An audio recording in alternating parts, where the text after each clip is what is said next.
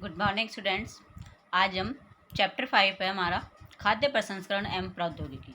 ठीक है, इसमें हम जानेंगे आज मूलभूत संकल्पनाएं, यानी इनके जो दी हुई है खाद्य प्रसंस्करण प्रौद्योगिकी चैप्टर का नाम है, और इसमें जो है वो मूलभूत संकल्पनाएं कि इनके बारे में आज हम वन बाय वन अर्थ जानेंगे कि कैसे स्टेप बाय स्टेप खाद्य का जो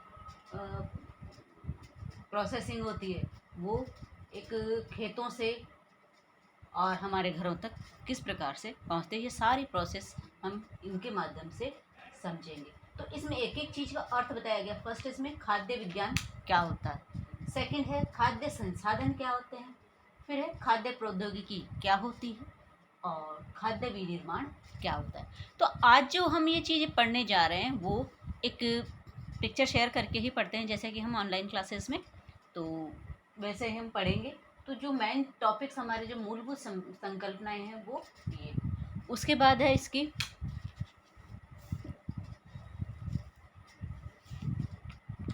प्रौद्योगिकी का मतलब एक विकास कहें या हम इसका इतिहास कहें कि इसमें जो डिब्बाबंद पैकिंग जो सामग्रियां लाई गई वो किस प्रकार से लाई गई, या कौन से ऐसे साइंटिस्ट थे जिन्होंने इसमें योगदान दिया कि जब हम डिब्बाबंद सामग्री मार्केट तक अवेलेबल करवाते हैं तो क्या वो कितने समय तक संरक्षित हम रख सकते हैं, कितने समय तक वो हमारे लिए खाने योग्य हो सकती। तो इन सब चीज़ों के लिए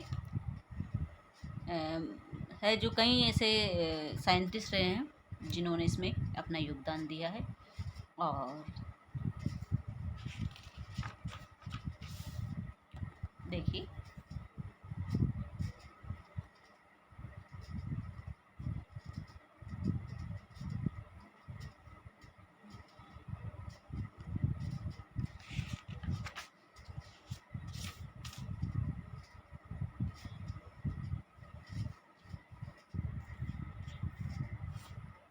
ये देखिए हम यहाँ से स्टार्ट करते हैं इसको। खाद्य प्रसंस्करण की मूलभूत संकल्पनाएं। अब देखिए मूलभूत संकल्पनाएं कौन कौन सी हैं। सबसे पहले इसमें दिया है खाद्य विज्ञान। क्या दिया हुआ है? खाद्य विज्ञान दिया हुआ है। अब खाद्य विज्ञान क्या होता है देखिए। खाद्य विज्ञान को एक ऐसे विशिष्ट क्षेत्र के रूप में परिभाषित किया जा सकता है जिसमें रसायन और भौतिकी जैसे आधारभूत विज्ञान विषयों के साथ साथ पाक कलाओं, कृषि विज्ञान तथा सूक्ष्म जीव विज्ञान का अनुप्रयोग किया जाता है।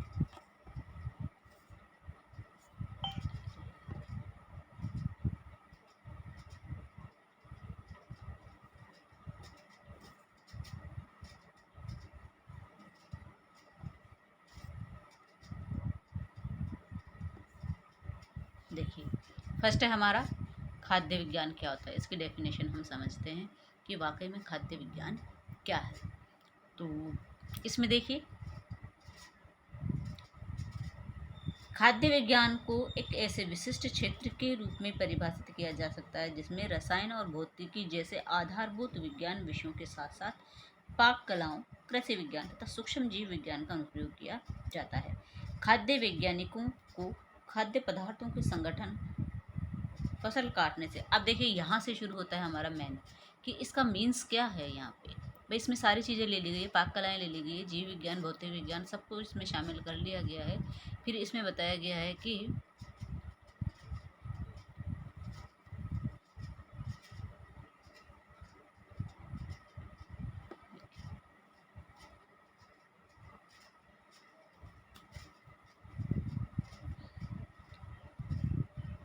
फसल काटने से लेकर विभिन्न प्रक्रमों और भंडारण की विभिन्न स्थितियों के दौरान खाद्य पदार्थ में होने वाले परिवर्तनों, उनके नष्ट होने के कारण और खाद्य संसाधन से जुड़े सिद्धांतों के अध्ययन के लिए जीव विज्ञान, भौतिक विज्ञान तथा अभियांत्रिकी का उपयोग करना पड़ता है। खाद्य विज्ञान एक बहुत बड़ा ही विस्तृत विशेष है जिसमें फसल काटने या पशुधन से लेकर भोजन पकाने और उसके उपभोग तक खाद्य के सभी तकनीकी पहलुओं का अध्ययन किया जाता है। खाद्य वैज्ञानिक खाद्य के भौतिक रासायनिक विशेषताओं का अध्ययन करते हैं जिससे हमें खाद्य पदार्थ की प्रकृति और उसकी विशेषताओं को समझने में मदद मिलती है।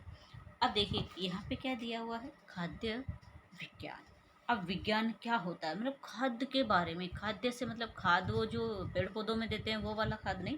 खाद्य से मतलब यहाँ पे वो फसल जो किसान द्वारा खेत में बोई जाती है, और उसकी हर चीज़ के बारे में उसे नॉलेज होनी चाहिए कि ये जो मेरी फसल है वो किस प्रकार की है, कैसे हम इसको उन्नत बना सकते हैं, ये किसके अंतर्गत आती है, इससे हमें कौन से पौष्टिक पौष्टिक तत्व मिलते हैं, या फिर हम इसको संरक्षित कैसे रख सकते हैं, और इसकी अच्छी पैदावार किस प्रकार से होगी। यानी सारा ज्ञान विज्ञान हम अपनी फसल से लेकर के, अब देखिए यहाँ पे एक तो फसल का दे दिया, दूसरा हम अपने व्यवसाय हम किससे करते हैं, पशुधन से भी करते हैं ना। तो पशुधन में भी हमें बहुत सारी चीज़ों की आवश्यकता होती है। पशुधन जब हम रखते हैं, जब हम इनका व्यापार करते हैं, व्यवसाय करते हैं, तो हमें इसके बारे में सारी नॉलेज होनी चाहिए कि इस पशु को जब हम रख रहे हैं तो इसके लिए कैसा वातावरण होना चाहिए, कौन सी चीज़ें हमें इन्हें खाने के लिए देनी चाहिए, और हम इन्हें ऐसे क्या खिलाएं कि हमें हमारे जो उत्पादन है इनसे जो मिलने वाले प्रोडक्ट हैं वो हमें अधिक से अधिक मात्रा में मिले, और हम इनका अच्छा उत्पादन किस प्रकार से कर सकते हैं, इसमें हमें कौन सी टेक्निक लगाई जानी चाहिए कि जिससे ये अधिक से अधिक हमें दूध या जो भी इनसे प्राप्त होती है वो वस्तुएं प्रदान करें, और जल्दी और शीघ्र रूप से हमें वो प्राप्त हो। तो इसके लिए हम कई प्रकार का विज्ञान इसमें लगा देते हैं, कई प्रकार का दिमाग हमारा इसमें लगाते हैं। तो ये होता है हमारा खाद्य विज्ञान, चाहे फसल से रिलेटेड हो चाहे पशुधन से रिलेटेड हो। तो ये हो गया हमारा एक खाद्य पदार्थ जहाँ से हमें प्राप्त होते हैं, फसल से या पशुधन से। तो वहाँ से जब हम प्राप्त करते हैं तो हम उसमें कौन सा ज्ञान विज्ञान इसमें लगाएं। सेकंड है खाद्य संसाधन। खाद्य संसाधन से तात्पर्य ऐसी विधियों और तकनीकों के संग्रह से है जो कच्ची सामग्रियों को तैयार या आधे तैयार खाद्य उत्पादों में बदल देता है। अब है खाद्य संसाधन। अब देखिए खाद्य संसाधन क्या होता है। कुछ ऐसी तकनीक जिसके माध्यम से मान लीजिए हमें जो भी पदार्थ मिल रहा है मार्केट से या कहीं से भी मिल रहा है, तो वो हमें या तो कच्चे माल के रूप में हमें मिलता है। किस रूप में मिलता है, कच्चे माल के रूप में हमें मिलता है, और उसको हम कई सामग्रियों का मिश्रण करके या उसमें कुछ न कुछ हम नया परिवर्तन कर देते हैं। खाद्य संसाधन के लिए पौधा अथवा जंतुओं से प्राप्त अच्छी गुणवत्ता वाले कच्चे माल की आवश्यकता होती है। अब जो कच्चा माल हमें प्राप्त होता है कौन किन से प्राप्त होता है, देखिए दो प्रकार से हमें प्राप्त होता है। एक तो हमें वनस्पति से प्राप्त होती है खाद्य वस्तुएं, और दूसरी हमें जंतुओं से प्राप्त होती है। किन किन से प्राप्त होती है, जंतुओं से और वनस्पति से। ठीक है, अब वो हमें कंप्लीटली तो मिलती नहीं है, तो हम उसमें कुछ ना कुछ परिवर्तन करते हैं और उन्हें हम खाने योग्य बनाते हैं, कुछ नया उसमें डालते हैं। फिर है जैसे जिसे आकर्षक, विपणन योग्य और अक्सर लंबे सुरक्षा काल वाले खाद्य उत्पादों में परिवर्तन कर दिया जाता है। ठीक है, अब है तीसरा हमारा,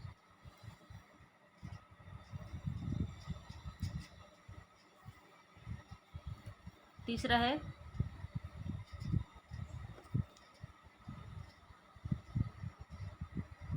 अभी देखिए इसमें स्टेप बाय स्टेप हर चीज़ को समझाया गया है। ये देखिए 1 2 3, ठीक है, इसमें सारी चीज़ समझाई गई है कि किस किस प्रकार से हमारा जो प्रोडक्ट है वो कहाँ कहाँ पे आता है और जाता है। तो खाद्य प्रौद्योगिकी, अब प्रौद्योगिकी क्या है, इसके अंदर हम एक ऐसी टेक्नोलॉजी से हम उस उत्पादन को बढ़ावा दें जिससे हमें अधिक से अधिक मुनाफा हो, अधिक से अधिक हमारा व्यवसाय है जो प्रगति की ओर अग्रसर हो। तो इसके लिए जानिए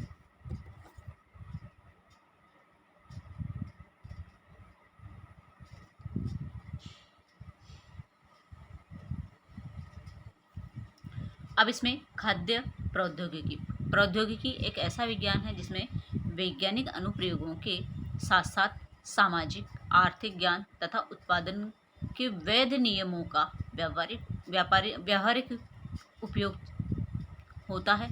खाद्य प्रौद्योगिकी विभिन्न प्रकार के खाद्य पदार्थों के उत्पादन के लिए खाद्य विज्ञान तथा खाद्य अभियांत्रिकी का उपयोग करते हैं। खाद्य प्रौद्योगिकी का अध्ययन विज्ञान एवं प्रौद्योगिकी की गहरी समझ प्रदान करने के साथ साथ सुरक्षित, पोषक, संपूर्ण, वांछनीय तथा सस्ते सुविधाजनक खाद्य पदार्थों के चयन, भंडारण, संरक्षण, संसाधन तथा पैक करने के कौशलों को विकसित करती है। खाद्य प्रौद्योगिकी का मुख्य उद्देश्य सभी उत्पादन वाले पदार्थों की गुणवत्ता और सुरक्षा को सुनिश्चित करना होता है।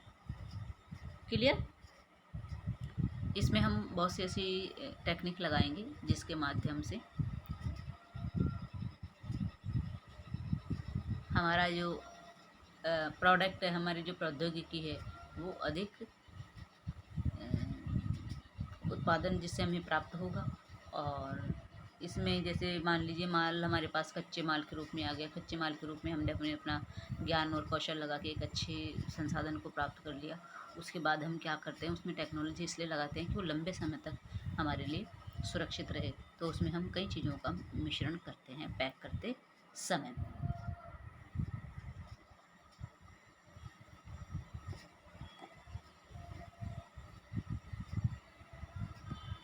फिर है हमारा खाद्य विनिर्माण उत्पादन। खाद्य उत्पादन एक ऐसी प्रक्रिया है जिसमें खाद्य उत्पादों को बढ़ती जनसंख्या की विविध मांगों को पूरा करने के लिए प्रौद्योगिकी के सिद्धांतों का उपयोग करते हुए बड़े पैमाने पर तैयार किया जाता है। खाद्य उत्पादन वर्तमान काल का संभवतः सबसे बड़ा उत्पादन उद्योग है। अब देखिए इसका विकास किस प्रकार से हुआ।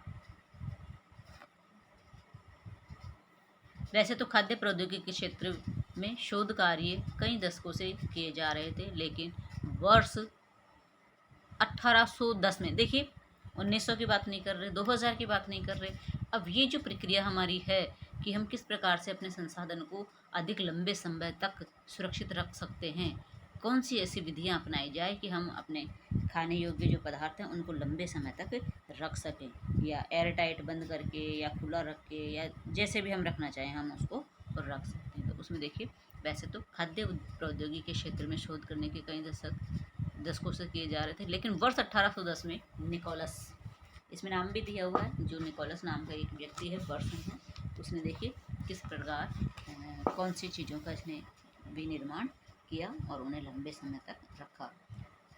1810 में निकोलस एम्पर्ट द्वारा खाद्य पदार्थों को डिब्बों में बंद करने की प्रक्रिया को विकसित करना एक महत्वपूर्ण घटना थी। खाद्य पदार्थों की डिब्बाबंदी का खाद्य संरक्षण तकनीक पर गहरा प्रभाव पड़ा। इसके बाद वर्ष 1864 ईस्वी में लुई पाश्चर, पहले कौन आए 1810 में, निकोलस एपर्ट, फिर आए वर्ष 1864 में लुई पाश्चर द्वारा अंगूरी शराब के खराब होने पर किए जा रहे शोध, अर्थात उसे खराब होने से कैसे बचाएं का वर्णन, खाद्य प्रौद्योगिकी को वैज्ञानिक आधार देने की शुरुआत की थी। अंगूरी शराब के खराब होने के अतिरिक्त पाश्चर ने अल्कोहल, सिरका, अंगूरी शराब और बियर के अतिरिक्त दूध के खट्टा होने पर भी शोध कार्य किया। अब देखिए यहाँ पे किस किस पर शोध किया है इन्होंने, लुई पाश्चर ने। अब निकोलस ने तो जो डिब्बे बंद करने की जो प्रक्रिया थी उनका बारे में रिसर्च किया और इनको हम लंबे समय तक किस प्रकार से सुरक्षित रख सकते हैं उनकी टेक्निक बताई। अब जो थे 1864 में लुई पाश्चर आए, उन्होंने किस पर सर्वे किया अपना, अंगूरी शराब पर, कि हमें से अंगूरी शराब जो ख़राब हो जाती है उसे हम किस प्रकार से ख़राब होने से बचा सकते हैं। उसके बाद और भी उन्होंने सर्वे किए, अपने रिसर्च डाले किस किस पर, सिरका, अंगूरी शराब, बियर और दूध के खट्टे होने पर, आदि कई प्रकार के शोध कार्य लुई पाश्चर ने किए। इन्होंने विभिन्न प्रकार के खाद्य जनित रोग उत्पन्न करने वाले जीवाणु को नष्ट करने के लिए पाश्चुरीकरण या निर्जीवीकरण विधि को भी इन्होंने ही विकसित किया। पाश्चुरीकरण की जो विधि किसने अपनाई थी, लुई पाश्चर ने अपनाई। किसने अपनाई, छोटे क्वेश्चन इसमें से बहुत सारे आपके सामने है और बन सकते हैं। पाश्चुरीकरण विधि खाद्य पदार्थों को सूक्ष्म जीवों से सुरक्षा प्रदान करने की दिशा में एक क्रांतिकारी कदम था। यानी निर्जीवीकरण या कहें तो पाश्चुरीकरण यानी सुखा के उस चीज़ को और उसे जो सूक्ष्म जीव होते हैं उनसे मुक्त करने की एक विधि है। इसके माध्यम से हम खाद्य पदार्थों को सूक्ष्म जीवों से बचा सकते हैं।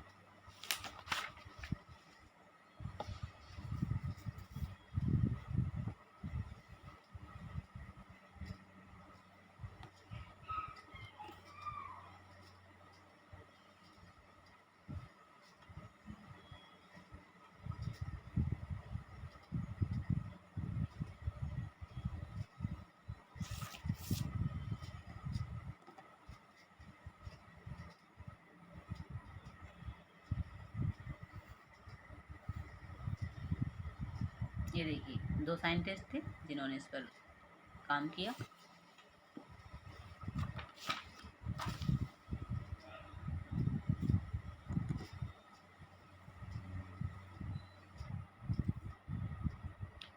अब यहाँ पे देखिए, ये तो है आपके एपर्ट और ये है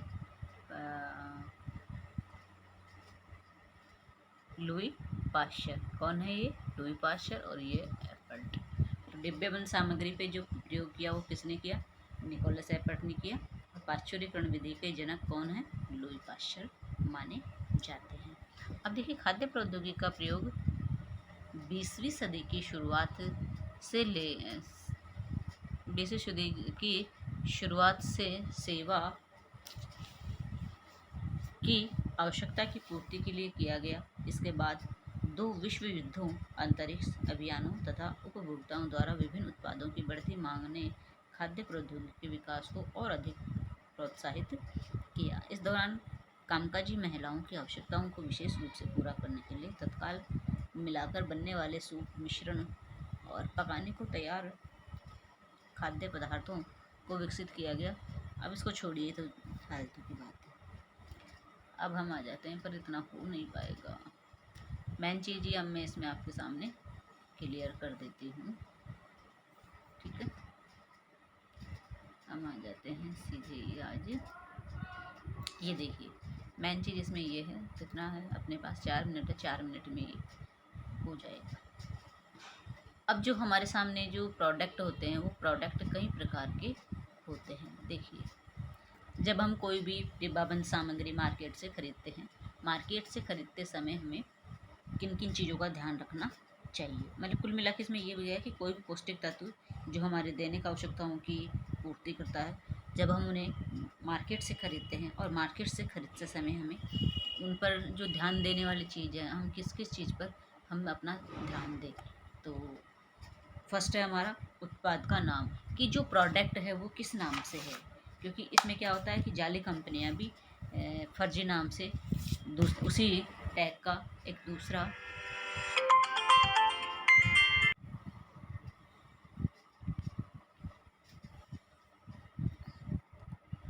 हाँ, तो हमें क्या ध्यान देना है यहाँ पे? उत्पाद का नाम, प्रोडक्ट का नाम देखना है। फिर है ब्रांड का नाम देखना है, किस ब्रांड की है।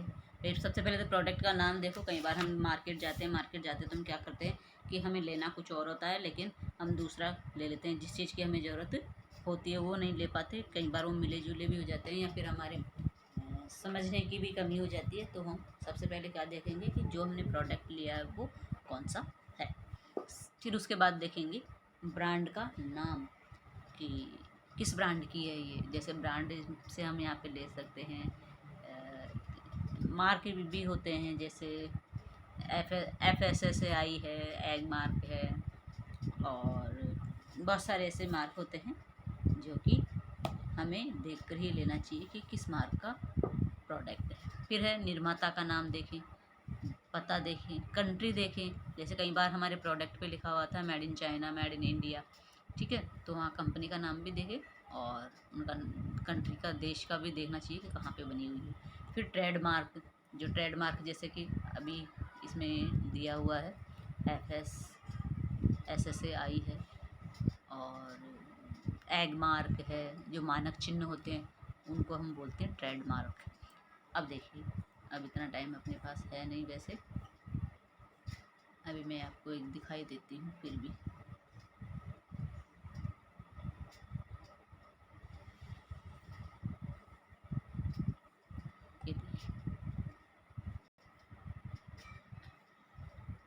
ये है अमूल का, ठीक है।